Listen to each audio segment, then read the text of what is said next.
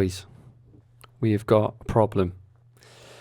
Since I've started this channel, I have been using Octopus Agile, which has been the best tariff to be on as of 2024, and I was hoping that that would stay pretty consistent. Hey guys, Believer Crypto back with another video, and it feels like it's been weeks and weeks since we've had good rates on electricity with Agile. It's just been pretty low consistently, but the wind's picking up now, so we should be getting a little bit of a good rate, probably for a short period, but hopefully in the long term it will sort its act out and we will get consistently better rates like we have for the majority of 2024. We are going to make the most of it. So we have got the KD6 connected by extension to the neighboring shed, and that will heat up that one for my partner. So that is going to get put on. I need to put the timer on for this, so I'll put this here. The GPUs are doing a really good job of just keeping the room a nice ambient temperature. So it's pretty cold today. I'd say it's probably like, it's been about 3 degrees all day, and just these two rigs, which are probably using about maybe 500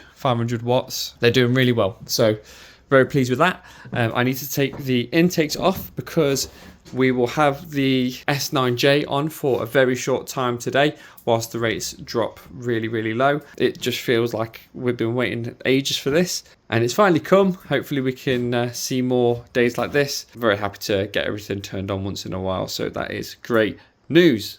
So vents are off, timers are on, so these will turn on the nicest times that I have. So make the most of that cheap electricity when we do have it, because it does fluctuate up and down a little bit through the morning. But yeah, I really need to sort this out and give these a good hoovering and dusting, so I will get on that. We've also got an exciting venture that we're going to get into, and this will get delivered in the next few days, so I'll be sure to update you when that arrives. But it's something that will probably help us in the UK, starting small and then hopefully getting bigger. Yeah, there's a lot of things that people in the UK need to import from other countries, and it just isn't helpful. It costs so much to send it over and shipping, even if it's things like add-ons, like, I don't know, with the KD6 I needed a cone intake, and if you want to buy one from somewhere, it's usually abroad, and it costs what, 10-20 quid in like 3D printing, and then to ship it off it costs like £9,000. Need to fix that. I'm going to try and see what I can do. Gives me something else to focus on as well, whilst profits aren't as easy coming as they feel like they used to be. Still waiting. There is still time. We are still in the early days of the bull run. What a mess. What an absolute mess. All right. So this video is 6 months old. This was just an average day on Agile. So this is like the rate that I pay every half hour. Majority of time it's less than 15p a kilowatt, probably closer to about 10p a kilowatt. About 6 months ago, my average cost per kilowatt was somewhere between the range of like 9p a kilowatt up to 12p.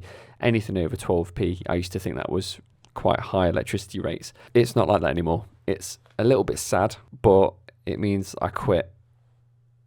I don't mean quitting crypto, I just mean quitting the tariff. I feel like this tariff got me back into mining since Ethereum's proof of work. I almost feel like an attachment. I feel like I owe something to Octopus Agile, but it's a tariff. I need to get over myself a little bit. So we've moved over to a different tariff, which is Octopus Cozy. Here are the rates for that. So at the moment, Octopus Agile's rates are just too high. If you're on Octopus Agile as of right now, there is no point in the day where it's cheaper than any other smart tariff. Even if you're not on a smart tariff, it's actually more expensive than just having a regular tariff, which is insane to say. But unfortunately, that's just how it is at the moment.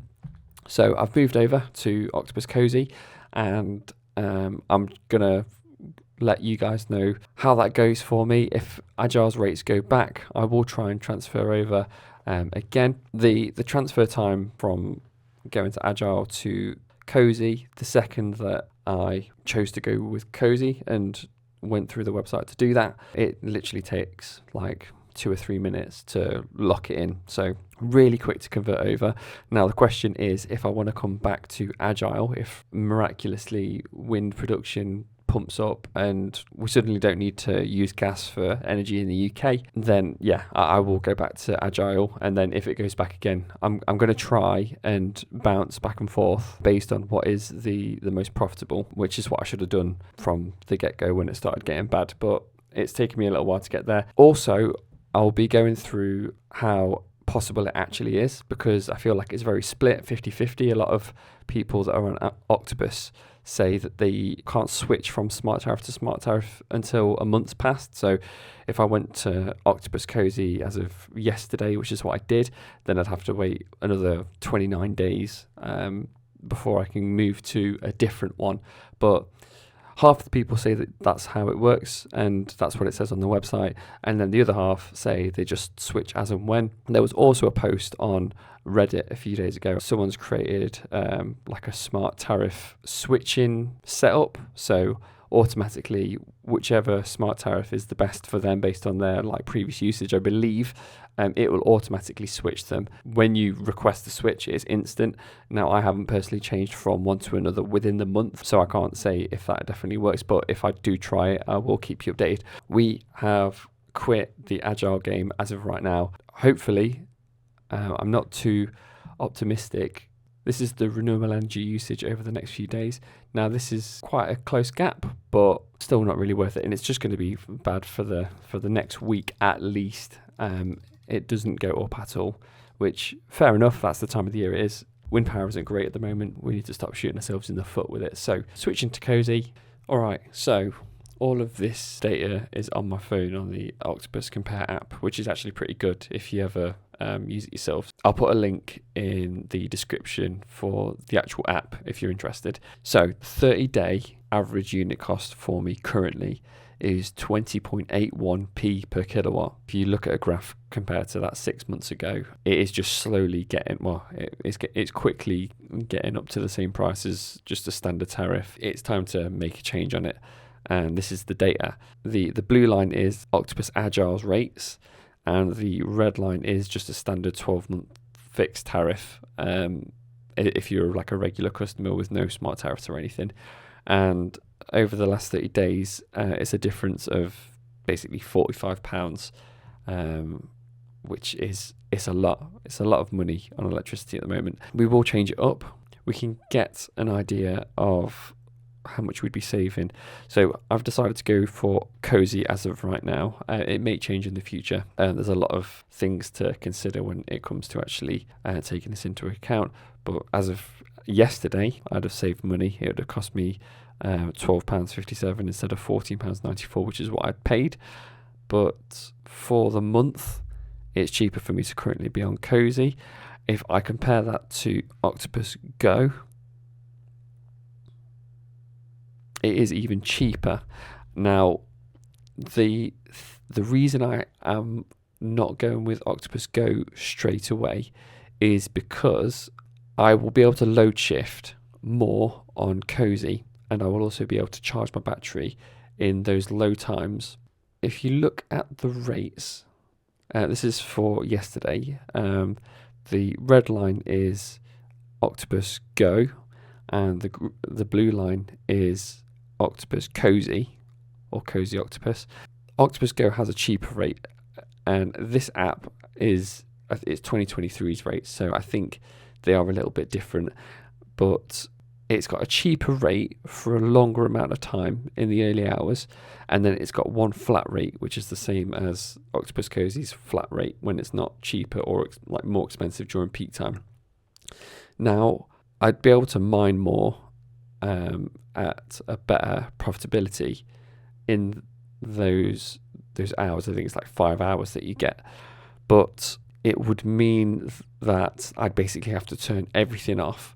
So my battery for the house would be able to run until it hits midnight or whenever the cheap tariff starts again. So I would only be able to mine for those 5 hours. And I can take into consideration heating, but if I just left the miners on and just thought about heating, then the average would slowly, well, it would quite quickly go up. What I'm going to do is I'm going to stick to cozy, and in these troughs, there is three. There's 2 3-hour periods, and there's 1 2-hour period. I'm going to try and load shift as best as I can between these times, and also just run the battery, or charge the battery in these times, which is I'm going to be smashing the battery pretty hard, but hopefully it won't be for a massive amount of time.